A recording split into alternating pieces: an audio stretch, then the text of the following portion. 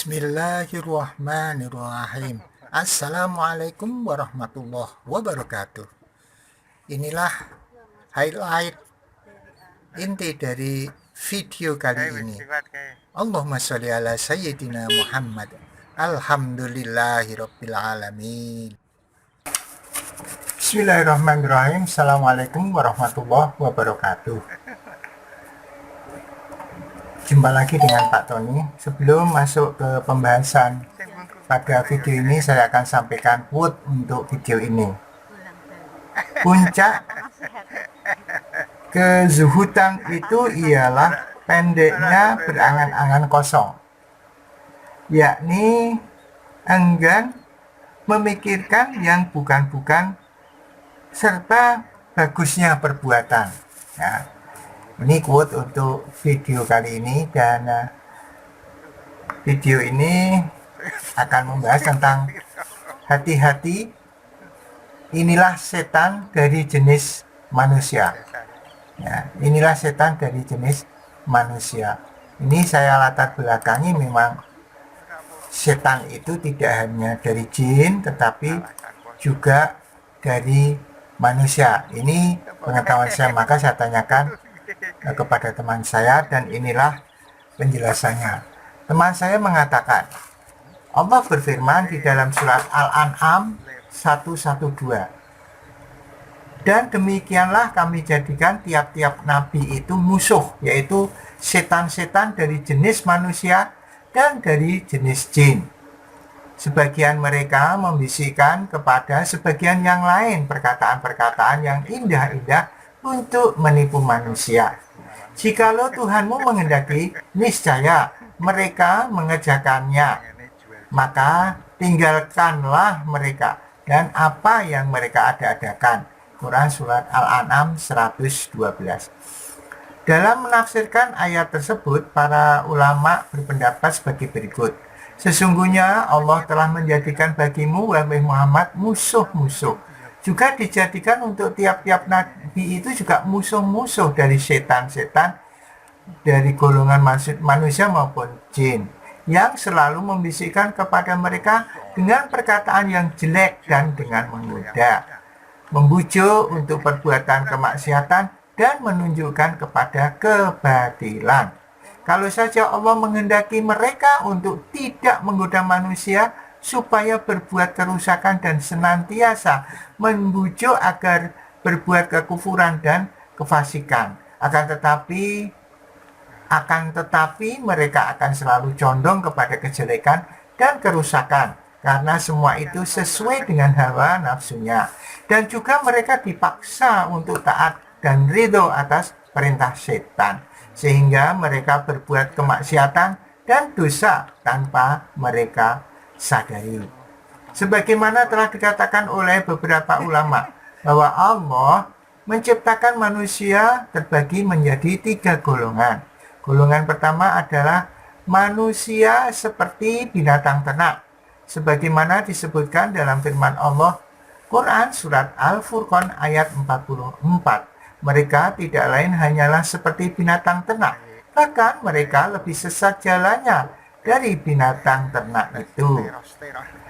Kemudian pada ayat lain Allah berfirman, mereka mempunyai hati tetapi tidak dipergunakan untuk memahami ayat-ayat Allah, dan mereka memiliki mata tetapi tidak dipergunakan untuk melihat, dan mereka mempunyai telinga tidak digunakan untuk mendengar.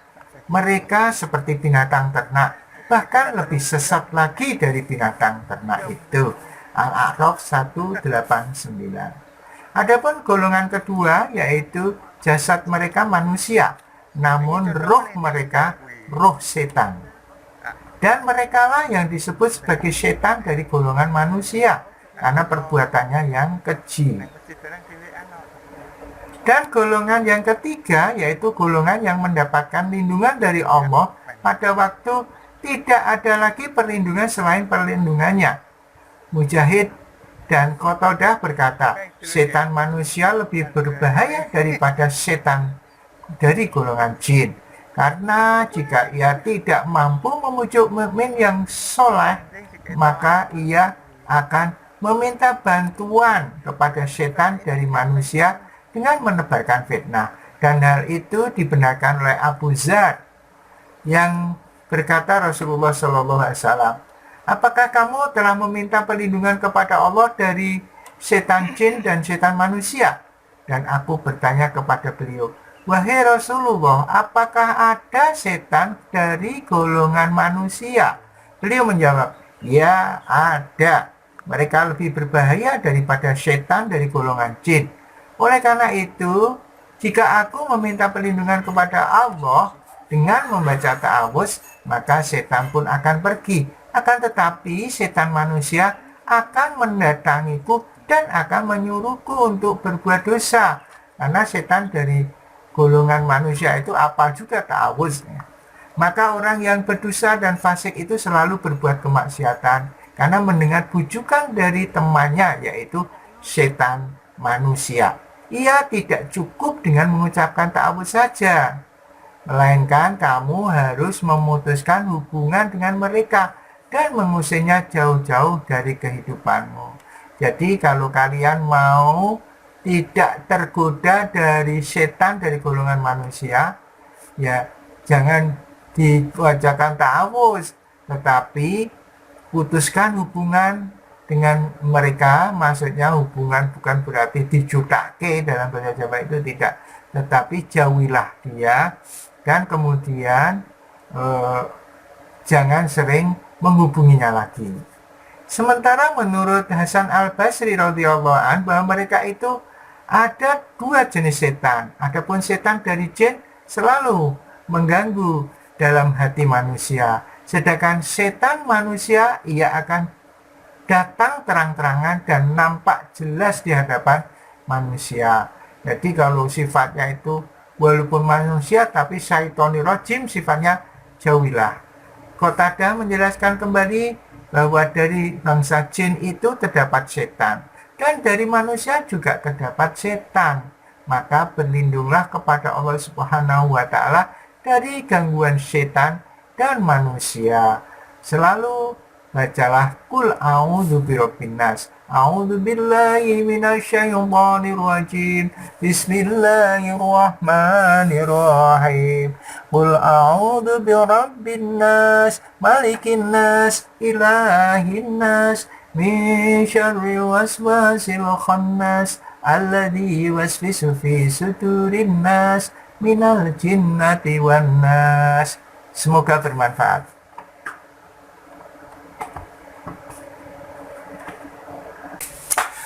Baiklah, saya katakan bahwa tujuan saya untuk membuat unggahan ini adalah untuk membunuh lupa. Saya akan insya Allah memanfaatkan sisa waktu saya untuk hal-hal yang positif. Mudah-mudahan bisa bermanfaat bagi orang lain. Yang kedua, saya ingin meninggalkan jejak digital. Kalau dulu para ulama itu meninggalkan jejak hidupnya itu dengan membuat buku, sekarang ada sarana yang lain yaitu medsos. Maka lewat kesempatan ini mudah-mudahan Allah memberikan keridhaan saya membuat jejak digital agar nanti ketika saya meninggal dunia masih ada jejak saya, masih ada manfaat hidup saya yang bisa digunakan oleh orang lain. Yang ketiga, saya ingin mengajak anak cucu saya, mengajak Anda semua untuk meningkatkan keimanan kepada Allah. A'udzubillahi minasyaitonirrajim. Bismillahirrahmanirrahim. Ya ayyuhalladzina amanu taqullaha haqqa tuqatih wa la tamutunna illa wa antum muslimun. Wahai orang-orang yang beriman, tingkatkanlah, itakilah ketakwaan kalian kepada Allah dan jangan sampai kalian meninggal selain memeluk agama Islam. Jangan keluar dari Islam.